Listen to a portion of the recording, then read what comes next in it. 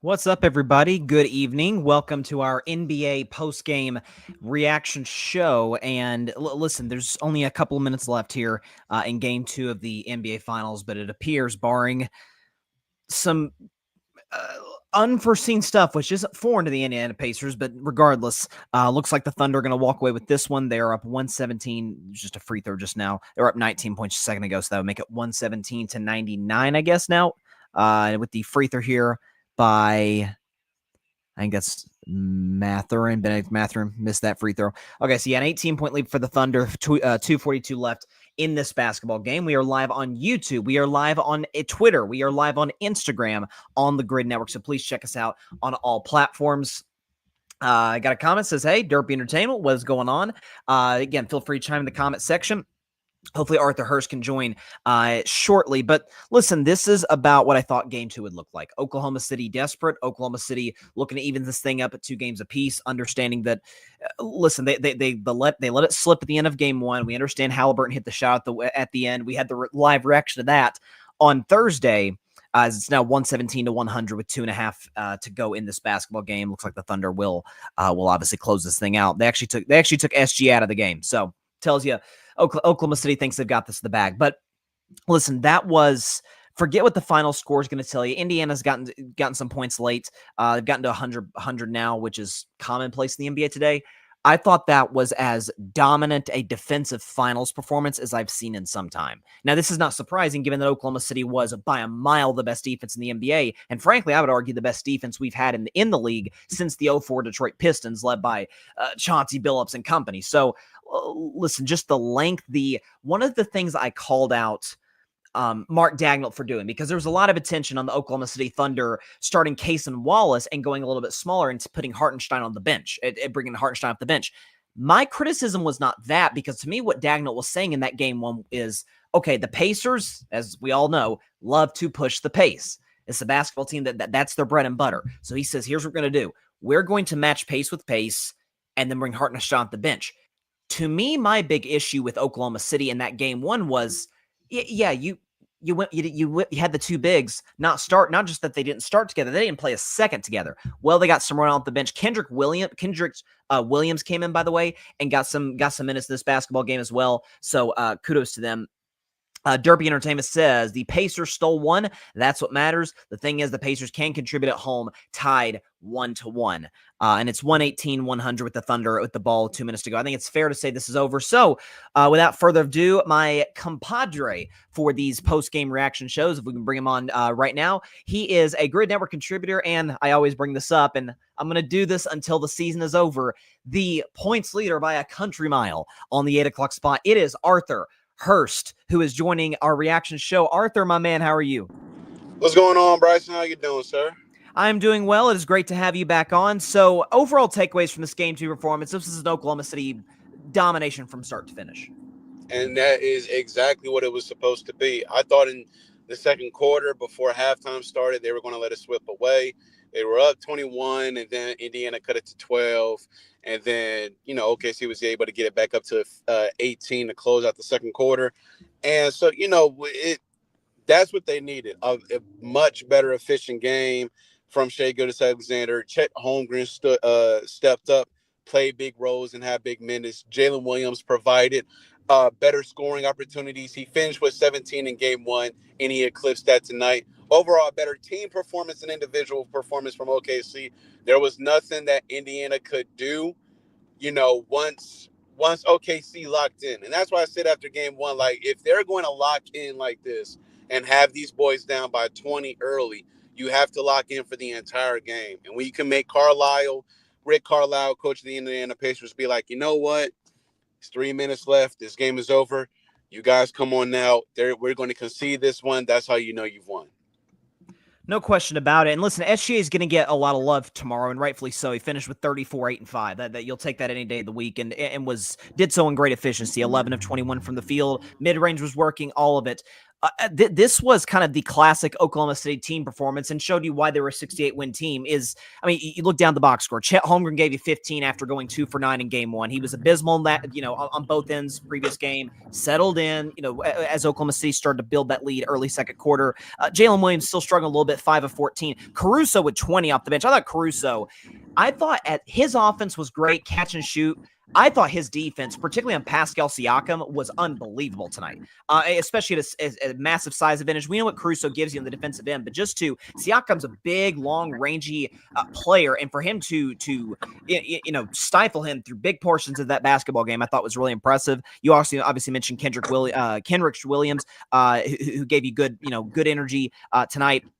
This was again classic Oklahoma City performance. Aaron Wiggins, by the way, had more points tonight. He had 18 points in this basketball game, rather as many points tonight as he's had in his last 6 games combined. So right, like just the contributions. Like we talked about the depth from Indiana, and Oklahoma City said there's a reason we won 68 games this regular season. This wasn't just SGA. We're a deep roster. We're a well-coached team, and that's why the series is now tied at a game apiece. So your thoughts on that? Shaquille O'Neal always talks about the others, right? Yep. Shaq, I'm going to do what I do. Kobe, he's going to do what he does. D-Wade, Bron, the superstars are always going to do what the superstars are going to do. It's about the others. Can the others step up?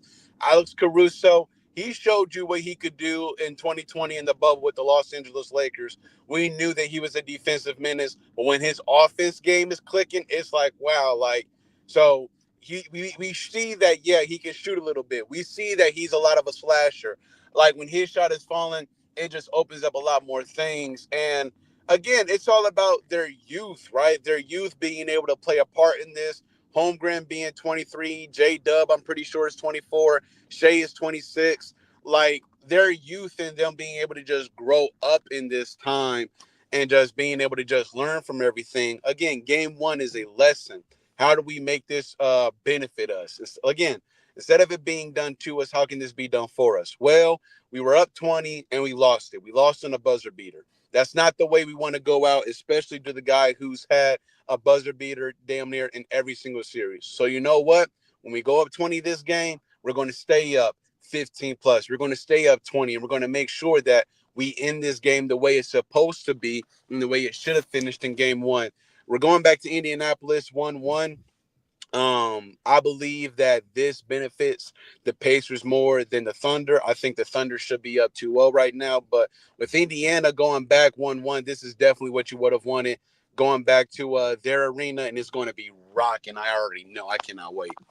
No, it's going to be going crazy in that game 3 in Indiana. And thoughts on Tyrese Halliburton? Let's talk about the Pacers now. Finishes with 17.6 assists. Ironically, more points than he had in that game 1 when he has what is to this point the most iconic moment in the series, but didn't make his second shot until third quarter. Thoughts on Tyrese Halliburton? I thought he was. Listen, we know he's not a get your own shot. He's not an aggressive player offensively in terms of getting his own shot the way NSGA is, obviously, who averaged 33 game, led the league in scoring this regular season. I thought multiple times he would drive it and then try and pass it out of the air as opposed to maybe going up into what would be an open jump shot, maybe trying to get teammates involved, as you said, trying to build the other's confidence. Do you think it was a matter of just not being aggressive, or do you think it was, hey, I'm trying to make the right play? We used to see LeBron do this where I'm going to wait. This is LeBron James we're talking about, but I'm going to get my scoring late, but I'm going to get the other guy's confidence going early so we can stay in this game so that I can put the finishing touches on late.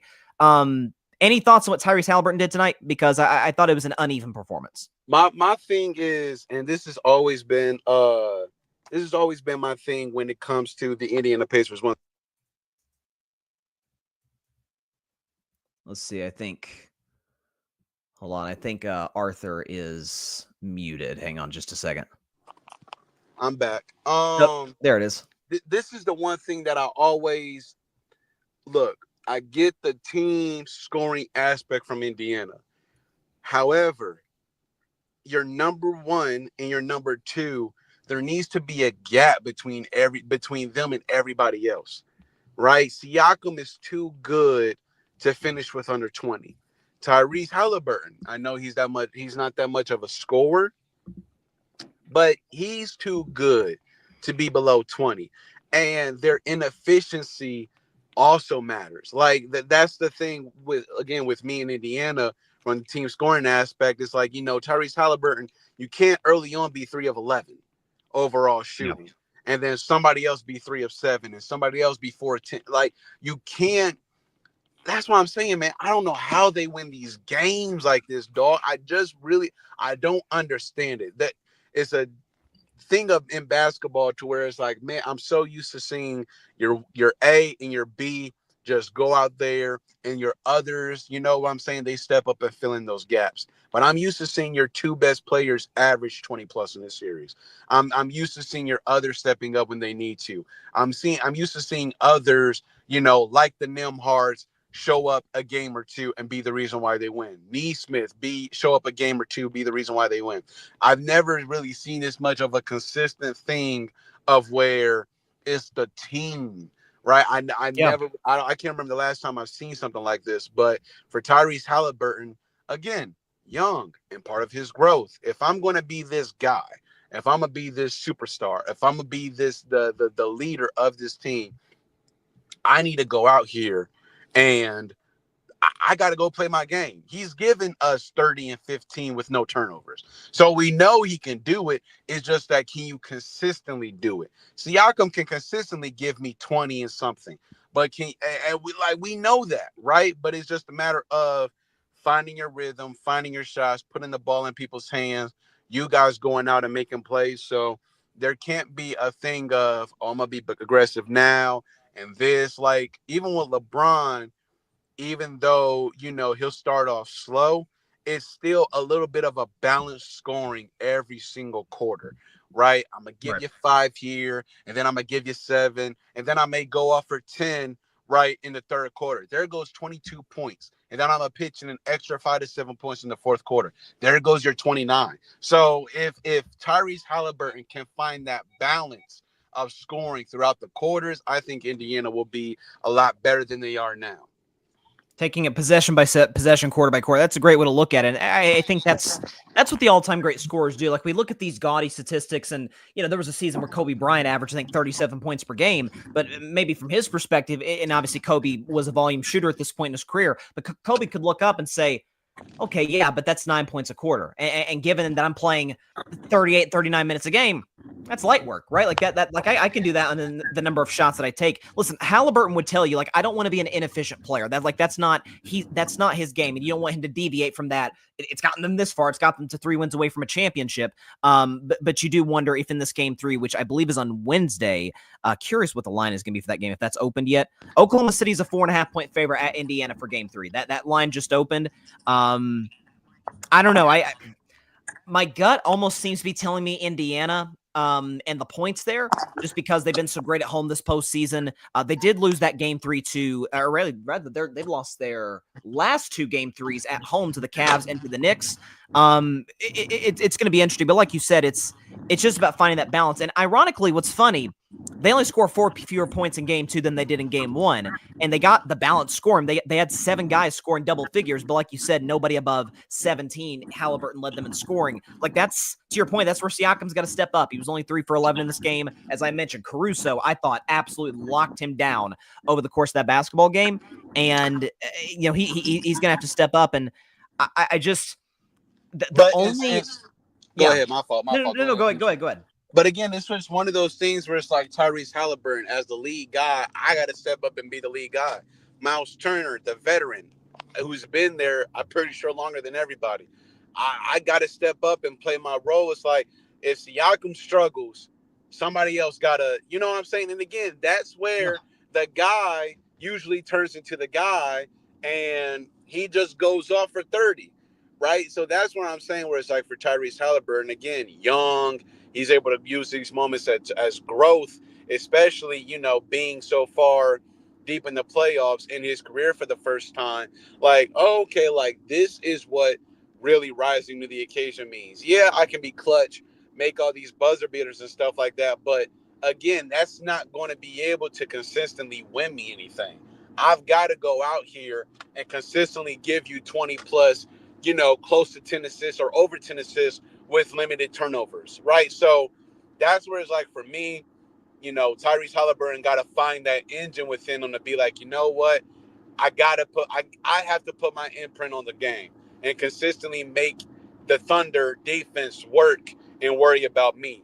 That opens everything up for Siakam. That thing opens things up for Turner. That opens things up for Neesmith, Nimhard, all these guys to be able to go out and do what they got to do and contribute to the game in their own way.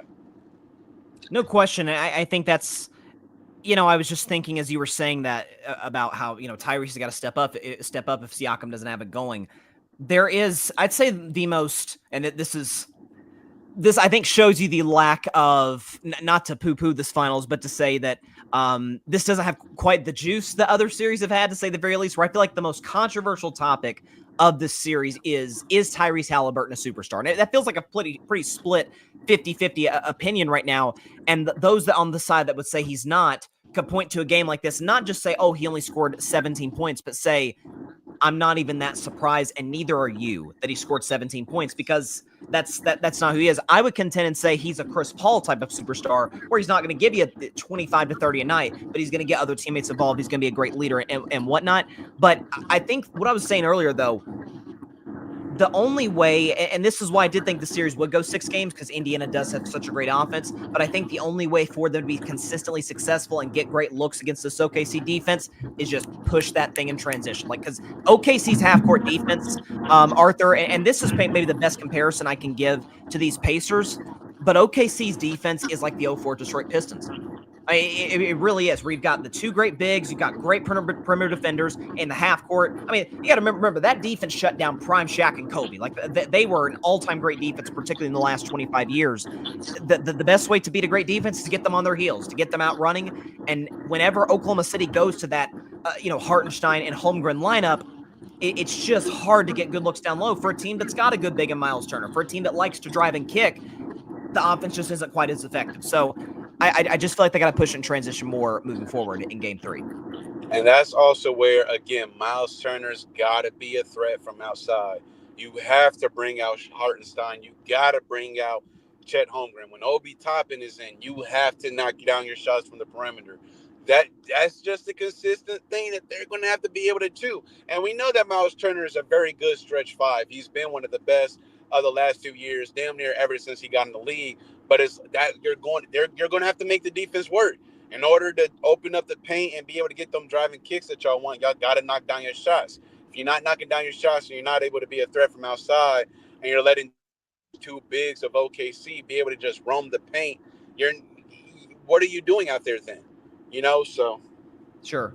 I mean, so this is going to be a question that's going to be asked tomorrow, and I think it's I don't even want to say it's a fair one, because I think Pacers fans could say, guys, it's just one game.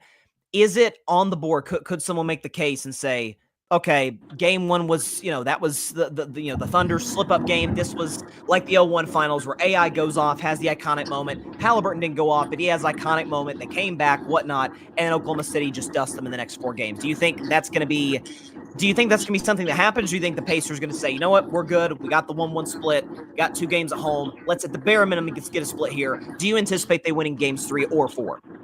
Yeah, yeah, for sure. Especially, okay. Again, if OKC does not, like, you can't give them life, and they're going to be at home. Like, Gainsbridge Fieldhouse is one of the toughest arenas to play, especially during the playoffs. That place, I remember I've gone the last 2 years to watch the Lakers play the Pacers, and that place rocks, man. Like, you could just feel like, okay, there's a reason why they call Indiana, a basketball state. Like, you can just feel the love and energy they have for their Indiana Pacers. So yeah, like, this is definitely, I think, going to be a dogfight both games, I think, in Indiana, because you can't do that at home. You can't be poo-poo and go down 20 plus in the first half at home. Not in front of the Pacers fans, dogs. You can do that on the road. You can't do that at home. If you do that at home, then yeah, brother, the series is over. Y'all cooked, and you can go ahead and give the finals trophy to the Oklahoma City Thunder. But I expect Tyrese Halliburton and the rest of those guys to do what they got to do in Indianapolis. Win, lose, or draw. They can go ahead and lose. Just don't get down by 20 plus. Lose, in the 10 range, and you have life. You know what I'm saying? But I want to say this real quick, Bryson, because I want to ask you this, right? The Tyrese Halliburton superstar convo. Right. If he is a superstar, right? Because I don't like how we just throw that title out to just anybody. But if he is a superstar, and you say, like, okay, he's one of the 10, 12 best players in the league, who are you taking off that list? Okay. So are you asking me to just give my 12 superstars right now? Not, I mean, sure. I Yeah, mean, go ahead. Go ahead. sure. Like, I think I actually had that written down. Let me just go over the teams, and then I can, decipher from there, because I have a solid memory of how many I had. So I'm just going by the standings. So, Jason Tatum, Jaylen Brown. I am including Tyrese Halliburton, so that's 3. Giannis. Going down the list, no more in the Eastern Conference as far as I'm concerned. SGA, Braun, Luka, that's 7. Jokic. Anthony Edwards, Steph Curry, that's 10. And then I think it's Victor. I consider Victor Wembanyama a superstar just from what we've seen. I think the kid is out of this world great. And then probably Kevin Durant. I think the Kevin Durant Donovan Mitchell one is interesting. I would take Kevin Durant by a hair. What is Donovan Mitchell's never gotten past the second round. Neither has Kevin Durant since leaving Golden State. And I think KD's a better basketball player today than Donovan. So that would be my 12 superstars. But yeah, I would take Tyrese Halliburton in that group. No question about it. So Joel Embiid is not a superstar to you? No, he's not. He's not available enough. I don't trust him in the postseason. The injury history. I mean, he's the only MVP to never go to a conference finals, Arthur. I can't call you a superstar. I can't. See, that's my thing right there. It's like, if I do call Tyrese a superstar, I would have to throw out Joel Embiid. Same thing, like, if I would have to throw out, somebody like an Anthony Davis, because that availability factor is important. Yes. So, the best ability is availability. Yep. So, he's done a lot of super things, man. And I think the thing that people, and this is also the thing why I like, basketball to me, like, I think basketball players worry so much about the offensive side of the ball that they don't take everything else into consideration. Because at the end of the day, the goal is to put the ball in the hoop, right? So I get it. He's not this scoring type guard, but he's still giving you 20 points, at least 10 assists, and at least 5 to 8 rebounds. So it's like, I don't understand, like, so the scoring aspect is what separates those other guys from him, because the other guys are going to give you 25 plus consistently every night. He's not. That's just not his makeup at the moment. Now, again, I say at the moment because I think this is going to be one of those things where it's like, I have no choice but to be that. I got to take my game to the next level to be a 25 point per game scorer. If I'm going to give you 10 assists, and I'm going to give you the 10 assists with 0 turnovers. So I'm not against the Tyrese Halliburton superstar convo. It would just be a thing of like, when Joel Embiid and Anthony Davis are playing, man, they look very freaking unstoppable. But that's when they're playing. So, well, I mean, and that's the thing. Like, is there upside? Can they? I don't even want to say can they impact the game more than Tyrese, because I would make the case, like, not to shortchange some of these Indiana players because they are young, the Neesmiths of the world, the Nembhards, Benedict Mathurin, guys like that. But he elevates their game and their impact tremendously.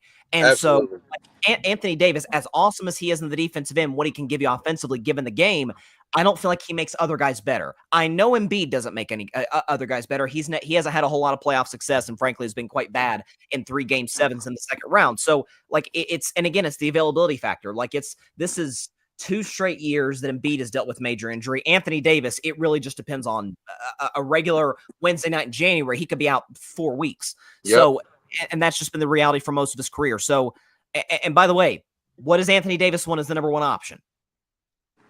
Like, I know for a while, folks thought he was the best player in the Lakers. I never felt that way. I thought it was close, but I still gave LeBron James the edge, even at the end there in LA. But I just can't see a scenario in which Anthony Davis leads a team further than the second round, which he's only done once in his career. And so, but listen, it's a fair conversation. It's one that's going to be percolating over the next few days. And I don't know. It's, to your point, though, you were mentioning about the Indiana home crowd. they certainly got to get them involved early, but they got to have these sustained runs. Like, here's what you notice about Oklahoma City, right? They got off to a solid start in game one, but Indiana kept making these 7-0 runs, right? These 9-5, like just slowly either clipping away at the lead or just like keeping it 13, 15. So the Thunder crowd couldn't explode the way that they did tonight when they went up by 20 plus points, where it's keep the crowd in the game. They'll be with you late. So listen, to your point, I think that Indiana crowd is going to be absolutely rocking in game 3. And that's Wednesday night. Again, Oklahoma City opens up as a 4.5-point favorite. Do you have because we'll obviously be back here at, I guess that'll be at 11 o'clock Eastern Standard Time on Wednesday. Do you have a winner for game 3 right off the bat here after game 2 just concluded? I believe it's going to be Indy. I'm trying to think who OKC's played Denver. OKC, who else have they played this? Timberwolves. They played Minnesota, and then they played Memphis in the first round. Yeah. No, none of them arenas are Indiana, dog. That's that's different, bro. When I say the Pacers crowd is different, like they are freaking different, bro. Like, so I believe Indiana's going to win game 3. I think they got no choice but to win game 3. If they don't win game 3, I don't think they're going to win game 4. Here's what's interesting. I look at what Oklahoma City's done. They've lost 2 home games this postseason. And by the way, both of them on game-winning shots for the record, Aaron Gordon and Halliburton. But if you look at game 3 against Memphis, they were down by 27 points in that game until John Morant got hurt. And then at game 4, I don't know, it came down to the last minute. Like Desmond Bane and the Grizzlies played them close. Game 3, they lost to Denver. Game 4 came down to the wire. Game 6, they lost to Denver. Game 3 against the Timberwolves, they got blasted by 42 points. And then game 4, the Timberwolves bench players, sound familiar? Indiana's bench players went off for like 60-something points in that game. So, like, Oklahoma City has been, by and large, successful on the road, but they have not had a start-to-finish great road game where they win by double digits, or it's you feel at the end of that basketball game, yeah, the better team won and kind of controlled this game throughout. Oklahoma City, we talk about home court advantage. Oklahoma City's got a great one there at the Paycom Center, but yeah, I tend to agree with you. I think I might be leaning Indiana for game 3. I'd certainly like the Pacers plus 4.5. I'll tell you that in the front end. But if Indiana goes up double digits and they're leading by double digits at half, and the crowd is in it, OKC is not winning that game. OKC is not winning that game if they're down double digits going into half. That crowd will not allow it to happen. And it's a thing. Again, we know this. Like, we've watched enough sports stories. Like, you just play different at home. Your swagger's different. Your play is different. Your confidence is different. Your shot, everything about you is just different when you're playing in front of that home. You're cocky a little bit more. So nah, man. I think it's going to be a close one. I don't think Indiana blows the hinges off of OKC, but I think there's going to be enough juice in that building to where Indiana's going to have a big lead. OKC's going to cut it. It'll be a dogfight late, but I think Indiana's going to come out on top. They win that game 3, that game 4 pressure for Oklahoma City. Listen, Pete, Arthur, I know people have said, oh, this final stinks. I'm sure the ratings are going to come out, and this game was poorly rated, and so was game 1. Listen, no one's acting like this is a Lakers Celtics or a Warriors Cavs or a Heat Spurs type of situation. All I'm saying is the intrigue for that game 4. You got a 68-win team. We're getting a little bit ahead of ourselves. Oklahoma City did just blow the doors off Indiana in game 2. But just for fun's sake, just for the sake of an entertaining NBA Finals, if this could get back to a game 4 where Oklahoma City, 68-win team, league MVP on the road, as you mentioned, hostile environment, they'll have just lost a home game. And by the way, they were in that exact same position against Denver and came out great. SGA was great. Jalen Williams stepped up. It's going to be a fun NBA Finals the rest of the way. I'll ask you this: MVP thus far in the finals. Thus far, because SGA's had better numbers, but Halliburton has the biggest moment. Yeah, I know. I mean, yeah, but that's the thing is, though, again, it's like Howley has had moments, right? SGA has had complete games. So for me, especially, the impact. Like, SGA had a really good game 1. Inefficient, but he still had a good game 1. And this game 2 was even better. So I'm going to have to go with, SGA. Tyrese Halliburton, again, he's going to play different at home. I know he is. He's played like New York. Like, I loved that. You know what I'm saying? Because it's like, okay, like Milwaukee was cool, but New York, it's the Garden. You know, it's Madison Square Garden. You got no choice but to show up and you play there. But when you're back at home, oh, like he's gonna go off. Family, friends, your home crowd. You have all this good, right? You don't have this evil that you're going up against when you're going up against the opponents in their home arena. Nah, you're back at home. So I expect Tyrese Halliburton to if he gives us at least one 30-point game while they're at home, and game 4 can give you 20 and 10 with 0 turnovers, Siakam can pitching another 23. I think that Indiana can win, game 3. Game 4 is going to be close, but I see the Indiana Pacers taking out Oklahoma City Thunder in game 3.